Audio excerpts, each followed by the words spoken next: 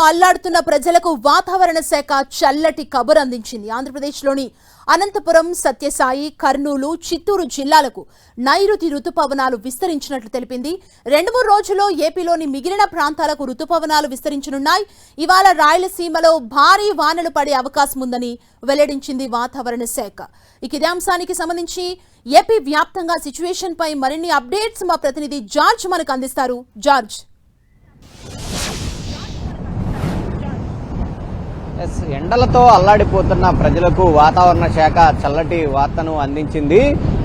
నిన్న రాయలసీమను రుతుపవనాలు తాకడం జరిగింది. రాష్ట్ర వ్యాప్తంగా మరొక 2 రోజుల్లో ఈ రుతుపవనాలు మరింత విస్తరించే అవకాశం ఉన్నట్లు వాతావరణ శాఖ అయితే అంచనా వేస్తోంది. ముఖ్యంగా చూసుకున్నట్లయితే కనుక 4వ తేదీన కేరళ రాష్ట్రాన్ని తాకిన రుతుపవనాలు అతివేగంగా 2 రోజుల్లోనే ఏపీని తాకడం జరిగింది. దీంతో ఎండలతో విలవిల్లాడుతున్న ప్రజలకు కాస్త ఉపశమనం అయితే లభించిందనే చెప్పుకోవాలి.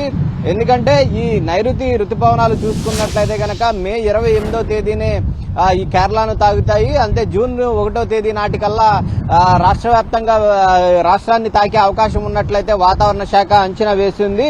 అయితే ఈ రుతుపవనాలు నెమ్మదించడంతో ఈసారి చూసుకున్నట్లయితే కనుక కేరళనే 4వ తేదీని తాకడం, ఆ తర్వాత 2 రోజుల వ్యవధిలోనే ఏపీని అయితే తాకడం జరిగింది. ముఖ్యంగా చూసుకున్నట్లయితే కనుక రాయలసీమలోని అనంతపురం, శ్రీ సత్యసాయి, కర్నూలు జిల్లాలు, అలాగే దక్షిణ కోస్తా నెల్లూరులోని కొద్ది ప్రాంతం వరకు విస్తరించాయి. రానున్న 2-3 రోజుల్లో మరింత ప్రాంతాలకు విస్తరించే అవకాశం ఉందని వాతావరణ శాఖ తెలిపింది. ఉత్తర కేరళలోని ఉపరితల ఆవర్తనం కొనసాగుతుండడం, అలాగే భూమధ్య రేఖ మీదుగా హిందూ మహాసముద్రం వైపు తేమగాలులు వీస్తూ ఉండడంతో రుతుపవనాలు ముందుకు కదులుతూ ఉన్నాయి. అంతేకాకుండా ఇప్పటికే చూసుకున్నట్లయితే కనుక ఇటు బంగాళాఖాతంలో పలు ప్రాంతాలకు ఈ రుతుపవనాలు అయితే విస్తరించడం జరిగింది. ఈ 2-3 రోజుల్లో ఇటు తమిళనాడు, కర్ణాటక, మహారాష్ట్ర, ఏపీ, అలాగే తెలంగాణలోని పలు ప్రాంతాలకు ఈ విస్తరించేందుకు అవకాశాలు అనుకూలంగా ఉన్నట్లయితే వాతావరణ శాఖ అయితే అంచనా వేస్తూ ఉంది. ముఖ్యంగా చూసుకుంటే కనుక 4-5 రోజుల్లో ఏపీ మొత్తం లేదా ఎక్కువ భాగాలకైతే ఈ రుతుపవనాలు విస్తరించనున్నాయని వాతావరణ నిపుణులు అయితే అంచనా వేస్తూ ఉన్నారు. సాధారణంగా జూన్ 5 నాటికి, ముఖ్యంగా చూసుకున్నట్లయితే కనుక జూన్ 5 నాటికి రుతుపవనాలు విస్తరణ అనేది జరగాలి. గత ఏడాది చూసుకున్నట్లయితే కనుక మే 26 నాటికే సీమలో అనేక ప్రాంతాలకు, కోస్తాలోని కావలి వరకు కూడా విస్తరించాయి.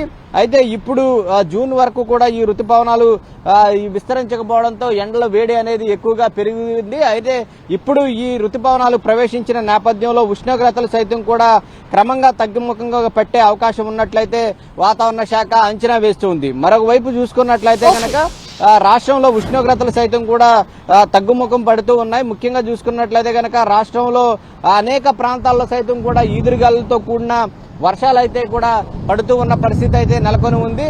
మరి ముఖ్యంగా కొన్ని ప్రాంతాల్లో మాత్రం ఈ ఉష్ణోగ్రతలు అయితే ఏవైతే ఉన్నాయో 40 నుంచి 41 డిగ్రీల వరకు కూడా నమోదవుతూ ఉన్నాయి.